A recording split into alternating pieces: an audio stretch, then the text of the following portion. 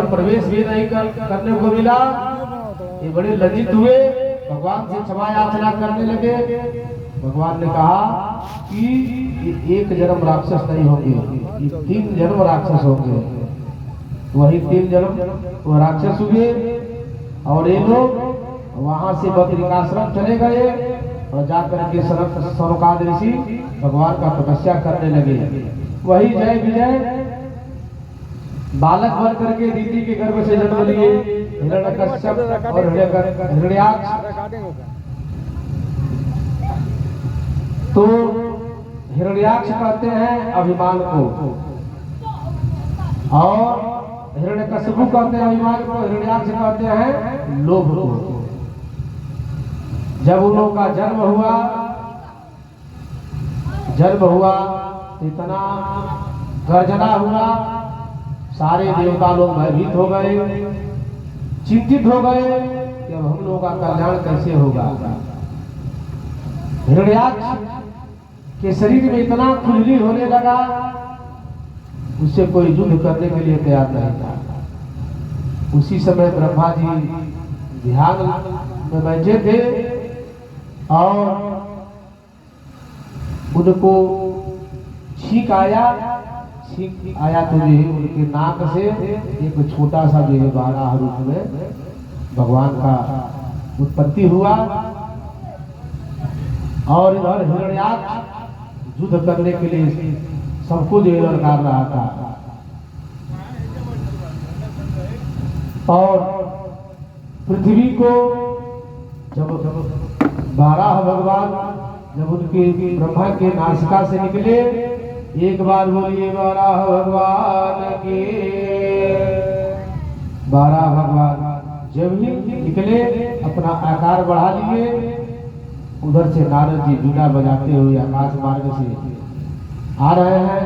हिरण्याक्ष ने उनको पकड़ लिया दौड़ाकर, अरे केवल बीड़ा ही बजाना जानते हो, युद्ध करना नहीं जानते हो, झगड़ा करना नहीं जानते हो। नारद जी ने कहा श्री कृष्ण गोविंद हरे मुरारी हे नाथ नारायण वासुदेवा, इसके अतिरिक्त मैं कुछ नहीं जानता हूँ, केवल नारायण का भजन ही जानता हूँ।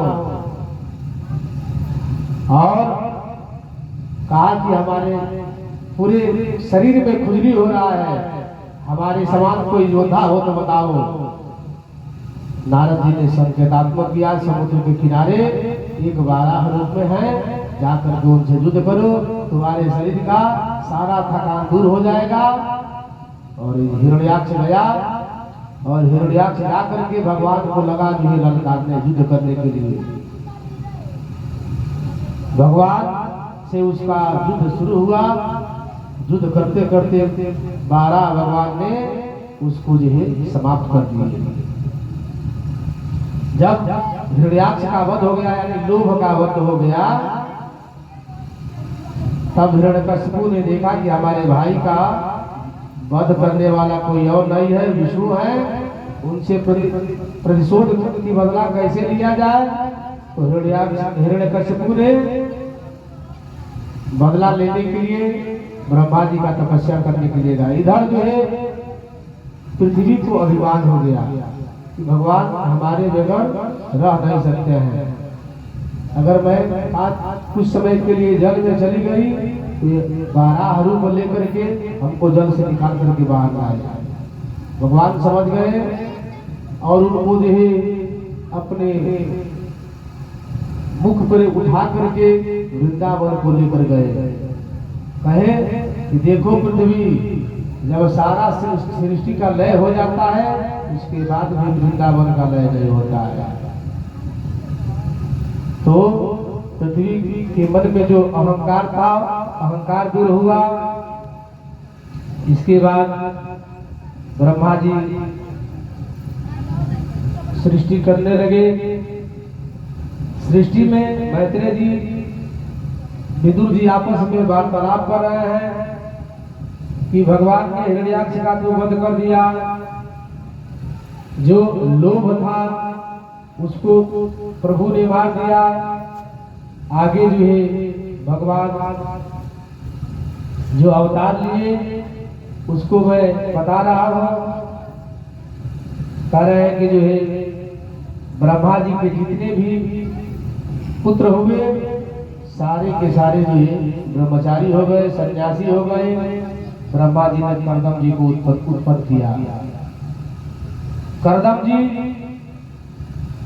ब्रह्मा जी कहे कि बेटा ऐसा करो, सृष्टि करो। कर्दम जी ने कहा हमें सृष्टि से कोई लेना देना नहीं है। कर्दम जी चले गए जंगल में, तपस्या करने लगे। तपस्या करते करते कर्दम जी का जो है चौथा पल जब आया तो कर्दम जी के मन में विकृति उत्पन्न हुआ।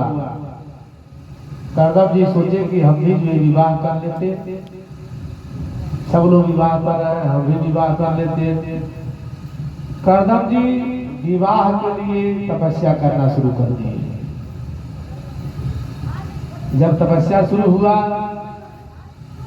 देखिए चौथा पद में कर्दम जी के मन में विकार उत्पन्न हुआ।